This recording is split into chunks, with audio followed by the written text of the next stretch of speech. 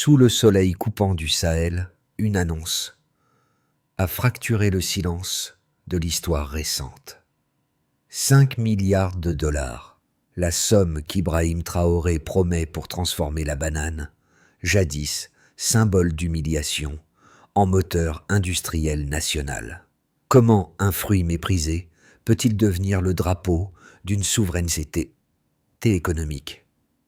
Derrière cette peau jaune se cache peut-être la preuve qu'une nation peut fabriquer sa dignité au lieu de l'importer.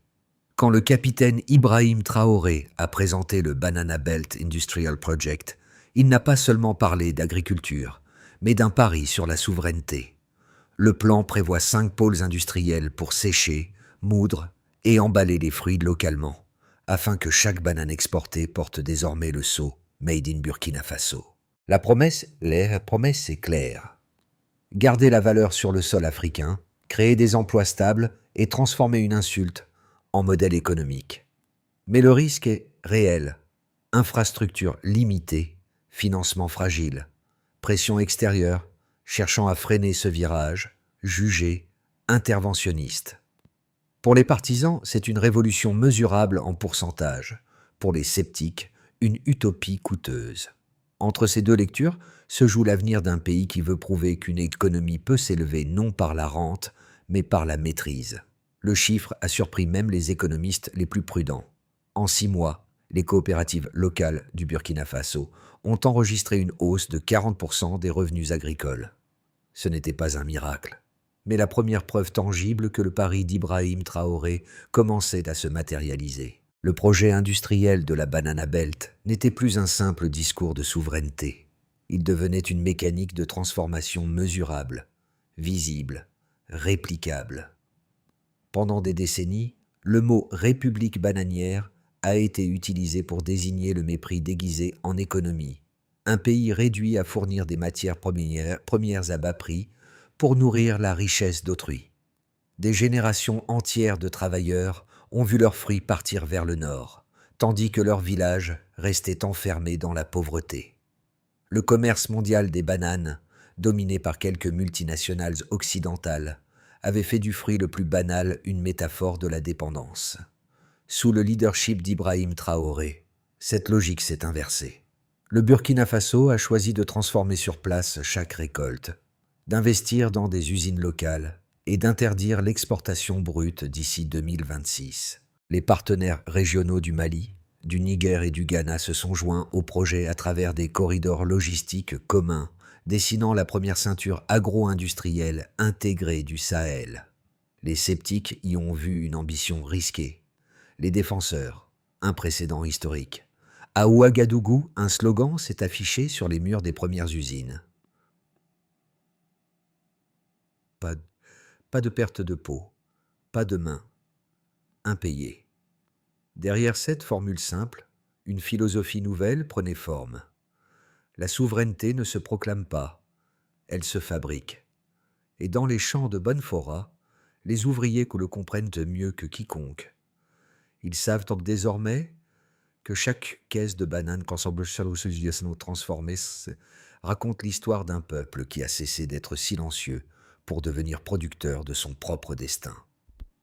À Banfora, au sud du Burkina Faso, la révolution se mesure au bruit des machines plutôt qu'aux discours officiels. Dans une usine flambant neuve, Awa, ancienne cultivatrice devenue technicienne de contrôle qualité, ajuste la température d'un séchoir solaire. Chaque jour, elle traite des centaines de kilos de fruits qu'elle aurait autrefois vendus crus pour une poignée de centimes.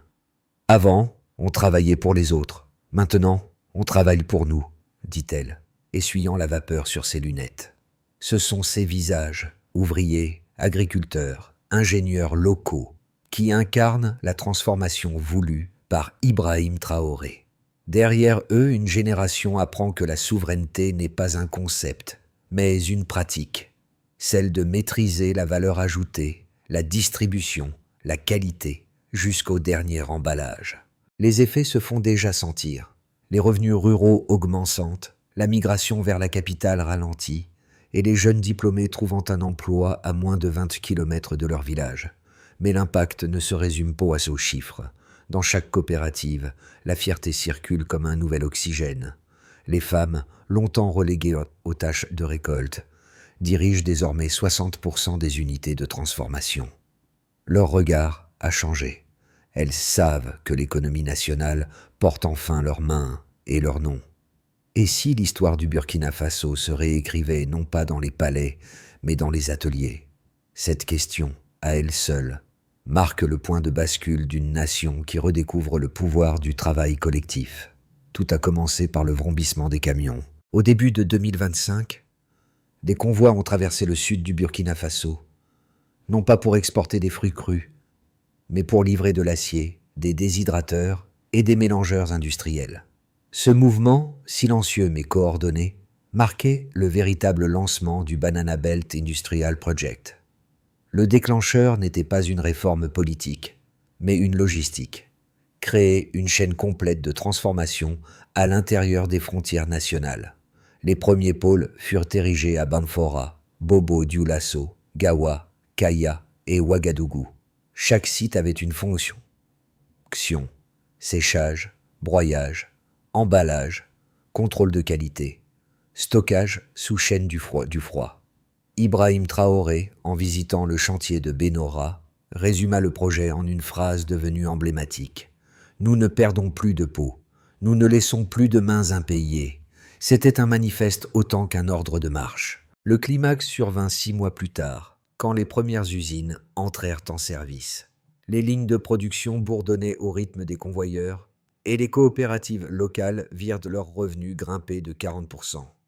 L'emploi féminin tripla dans les zones rurales, tandis que les pertes après récolte chutèrent de 60%. Le Sahel découvrait un son nouveau, celui des machines qui remplaçaient les silences forcés. Les journaux de Bruxelles et de Londres évoquèrent une expérience audacieuse, d'autres parlèrent de fantaisie tropicale. Mais les chiffres rendaient la critique obsolète. La Banana Belt s'autofinançait en une seule saison. Puis vinrent les répercussions, rapides et imprévues. Les voisins, Mali, Niger, Ghana, copièrent le modèle burkinabé. L'Union européenne craignant sortir une distorsion régionale, et le FMI appela à la prudence. Cependant, dans les marchés de Ouagadougou, une vérité simple se répétait. Nous vendons ce que nous faisons, pas ce que nous perdons. Cette devise, reprise par les médias locaux, devint la pierre angulaire d'un mouvement continental. En Afrique de l'Ouest, le terme « république bananière » devint soudain anachronique. Ce qui fut une insulte s'était mué en modèle. Et, à mesure que les containers estampillés Made in Burkina Faso quittaient les entrepôts, la fierté nationale se transforma en levier économique. Les analystes parlaient déjà d'un effet Burkina, un signal montrant que la dépendance pouvait être inversée sans violence, sans conquête, simplement par la discipline et la production. Pour Ibrahim Traoré, le pic de cette transformation n'était pas dans les chiffres, mais dans le symbole. Le moment où un fruit ordinaire devenait le drapeau d'une idée extraordinaire. Une nation enclavée prouvait que la souveraineté pouvait se fabriquer, pièce par pièce, usine par usine, jusqu'à ce qu'elle devienne une habitude collective. Dans un monde habitué aux symboles, Ibrahim Traoré a choisi la preuve. Dès la première année du Banana Belt Industrial Project, les chiffres ont parlé avec une clarté inattendue. Plus de 40% de revenus agricoles, plus de 200% d'emplois féminins, 60% de pertes post-récolte. Mais, au-delà des pourcentages, c'est l'équilibre économique du Sahel qui a commencé à se redessiner. En seulement 6 mois, la Banana Belt s'est autofinancée. Les marges locales, autrefois absorbées par les intermédiaires étrangers, sont restées dans les coopératives. Ce capital nouveau a permis d'installer des panneaux solaires, d'acheter des équipements de séchage et de financer des écoles rurales. Chaque dollar resté au pays a créé une chaîne vertueuse. Production, formation, consommation intérieure. Le secteur a généré plus de 25 000 emplois directs et environ 60 000 indirects. Les villages où l'exode rural semblait inévitable ont retrouvé une jeunesse active. À Banfora, les ouvriers gagnent désormais 3 fois plus que le revenu agricole moyen d'avant 2024. Les coopératives, dirigées par des femmes, contrôlent déjà 60% de la transformation locale. Un changement structurel dans un pays où le secteur primaire était historiquement masculin. Les pertes après récolte sont passées de 45% à moins de 18%. La conservation des produits transformés atteint 18 mois contre 5 jours pour les fruits frais. Ce simple écart de durée a bouleversé le commerce régional. Le Burkina Faso vend désormais à Abidjan, Bamako et Niamey des produits finis à marge élevée. Autrement dit, la distance n'est plus une faiblesse, mais un avantage logistique. Mais les données les plus éloquentes ne figurent pas seulement dans les rapports. Elles se lisent dans les gestes du quotidien. La rigueur des techniciens, la propreté des chaînes de conditionnement, la discipline des assemblées coopératives. Chaque chiffre cache une culture, celle de la maîtrise. L'économie du pays cesse peu à peu d'être subie pour devenir choisie. Pour les analystes de Bruxelles, ce redressement paraît statistiquement surprenant. Pour les habitants de Ouagadougou, il est simplement visible. Et dans les mots d'Ibrahim Traoré, cette réussite n'a rien de miraculeux. Nous ne prêchons pas la dignité, nous la produisons. Ce basculement du symbolique vers le mesurable marque la véritable rupture, le moment où un État africain, longtemps ce spectateur de sa propre richesse, devient l'auteur de ses propres indicateurs.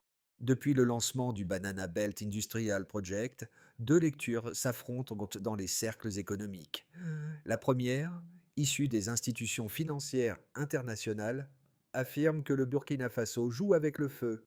Industrialiser un produit de base sans garantie d'exportation massive, c'est risquer la surproduction et l'endettement. Selon cette école, les marchés mondiaux demeurent gouvernés par la compétitivité. Et le coût du transport pour un pays enclavé reste un frein structurel. La seconde thèse, portée par les conseillers d'Ibrahim Traoré, soutient l'inverse, que la dépendance chronique coûte plus cher que le pari de l'autonomie. Dans leur modèle, chaque étape de transformation locale crée 3 effets. Un emploi qualifié, une valeur ajoutée, domestique, et un transfert de compétences. Ils parlent non pas d'utopie, mais d'économie d'équité. Produire ce que l'on consomme, consommer ce que l'on produit. Entre ces deux pôles, la réalité se construit dans les chiffres. Les usines de Banfora et Bobo Dioulasso n'exportent peut-être qu'une fraction du volume mondial, mais elles conservent 80% de la valeur en interne. Les revenus ruraux progressent plus vite que les subventions publiques, signe qu'un mouvement structurel est en cours. La main invisible du marché cède la place à une mécanique visible, celle du travail national. L'approche de Traoré se défend par la rigueur plus que par la rhétorique. Elle ne prétend pas supplanter les géants mondiaux, mais les déjouer, privilégier la marge à la masse, la stabilité à la vitesse. En cela, elle redéfinit ce que l'Afrique peut considérer comme réussite. Non la croissance importée, mais la constance produite. Et quand les critiques évoquent le risque d'isolement, Traoré répond sans hausser le ton. Nous ne cherchons pas à fermer nos frontières, nous cherchons à ouvrir nos usines. Cette phrase résume le cœur du débat. L'indépendance n'est pas un mur, c'est un atelier. Une révolution tranquille ne fait pas de bruit, elle fabrique du sens. Cette phrase, prononcée par Ibrahim Traoré au milieu de 2025, a marqué le point de bascule. Le Burkina Faso n'était plus seulement un laboratoire économique. Il devenait une démonstration vivante que la souveraineté pouvait s'industrialiser. La dynamique changea à mesure que les effets dépassaient les frontières. Au Mali et au Niger, des usines pilotes furent inaugurées, inspirées du modèle burkinabé. Les analystes européens, d'abord sceptiques, commencèrent à parler d'un « effet Sahel ». À Bruxelles, une réunion à huis clos de la Commission agricole souleva une inquiétude inhabituelle. Et si chaque pays africain gardait désormais la valeur de ses récoltes? Le pivot psychologique était là. Pendant que les institutions parlaient de risque, les citoyens parlaient de fierté. Les éditoriaux de Paris et de Londres, contraints d'adapter leur ton, reconnaissaient une leçon. Ce qui semblait naïf hier s'imposait aujourd'hui comme un modèle soutenable. À ce stade du récit, la banane n'était plus un fruit, C'était une équation politique. Et Ibrahim Traoré, sans un mot de plus, venait d'en résoudre le premier terme. Les répercussions du Banana Belt Industrial Project se sont propagées bien au-delà des frontières burkinabées. 4 sphères, les agriculteurs, Agri, les entreprises, ENT, la population, POP, et la région, EREG, emportant aujourd'hui les marques tangibles. Dans les plaines de Banfora, les agriculteurs qui vivaient autrefois au jour le jour planifient désormais leur saison. Les revenus agricoles moyens ont augmenté de 38%. Les pertes post-récolte ont chuté de plus de moitié. Grâce aux coopératives, chaque cultivateur perçoit une part fixe des bénéfices de transformation. La dépendance aux acheteurs étrangers a disparu. Le producteur devient actionnaire. Pour beaucoup, cette mutation est moins économique que morale. Nous ne vendons plus nos fruits, nous vendons notre travail, résume un paysan. Les petites structures locales se sont multipliées. Ateliers de conditionnement, sociétés de logistique, start-up d'emballage biodégradable. La dynamique entrepreneuriale est si forte que le ministère du Commerce a dû créer un guichet unique pour les licences agro-industrielles. Certaines entreprises exportent déjà vers le Ghana et la Côte d'Ivoire, élargissant la carte commerciale du pays. Pour la première fois, le secteur privé burkinabé rivalise, même modestement, avec les grands intermédiaires régionaux. Les effets sociaux sont immédiats. Plus de 25 000 emplois directs créés, 60 000 indirects. Le chômage des jeunes recule et les femmes occupent 60% des postes de production. Les salaires réguliers redonnent une stabilité au foyer.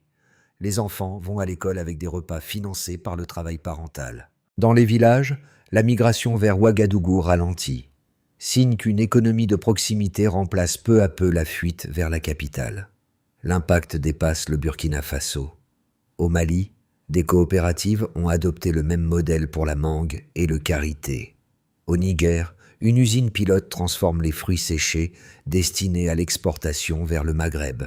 À Accra, le Ghana discute d'un corridor énergétique partagé pour soutenir la production sahélienne.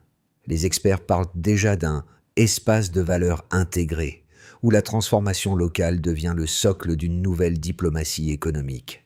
Les observateurs occidentaux, eux, oscillent entre respect et prudence. L'Union européenne redoute la hausse de 12% des prix de gros des fruits tropicaux. Les marchés londoniens s'ajustent lentement, mais pour les citoyens du Sahel, ces chiffres sont secondaires.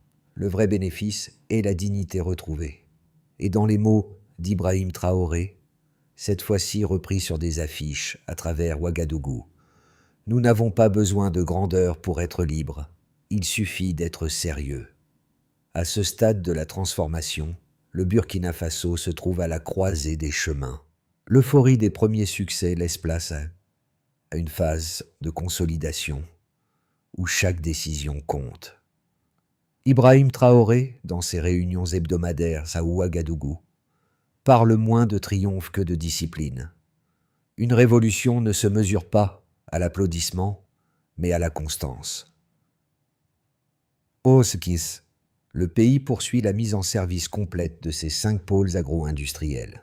Les exportations de produits semi-finis augmentant de 20% et les revenus agricoles se stabilisent. Les infrastructures logistiques se renforcent avec l'aide du Ghana et du Niger. La Banana Belt devient un écosystème fonctionnel et le modèle se consolide sans provoquer de rupture géopolitique majeure. Dans ce scénario, la réussite repose sur la continuité. Produire, livrer, répéter. Si les tendances actuelles se maintiennent, d'ici la fin de 2026, le Burkina Faso pourrait tripler sa capacité de transformation. Les pays voisins aligneraient leurs politiques industrielles pour former une alliance sahélienne de production locale. Les investisseurs africains et asiatiques s'intéresseraient aux co-entreprises régionales. Le Sahel cesserait d'être perçu comme un espace d'aide pour devenir un espace d'offres. Ce scénario suppose un équilibre entre ambition et prudence, ce que Traoré appelle l'audace disciplinée. L'Union européenne pourrait renforcer les normes sanitaires ou les contrôles douaniers, ralentissant les exportations. Les flux financiers étrangers se resserreraient, forçant le gouvernement à soutenir artificiellement les coopératives. Une crise d'approvisionnement ou un choc climatique menacerait la rentabilité à court terme. Mais même dans cette hypothèse, l'infrastructure resterait. Les usines, les savoir-faire et surtout la conscience économique acquise. Autrement dit, même un revers ne serait pas un retour en arrière, mais un délai. Ces trois chemins ne sont pas des prédictions, mais des invitations à la lucidité. Et, selon les mots d'Ibrahim Traoré, le futur ne se devine pas, il se construit à la main. Au-delà des bilans et des graphiques, la révolution du Banana Belt prend un visage, celui d'un peuple qui redécouvre la valeur du travail simple, visible, mesurable. Dans les ruelles de Banfora, les enfants portent des uniformes neufs, financés par les salaires de leurs parents. Dans les villages, les anciens racontent comment, pour la première fois, leurs récoltes ne partent plus sans laisser de traces. Awa, la technicienne de l'usine, dit qu'elle n'a jamais vu ses voisins sourire autant. Avant, on comptait les saisons de sécheresse, maintenant, on compte les commandes. Ces mots simples et sincères traduisent ce que les rapports ne peuvent pas saisir, la transformation du regard collectif. La fierté n'est plus un slogan politique, mais une pratique quotidienne. Les économistes appellent cela le dividende de dignité.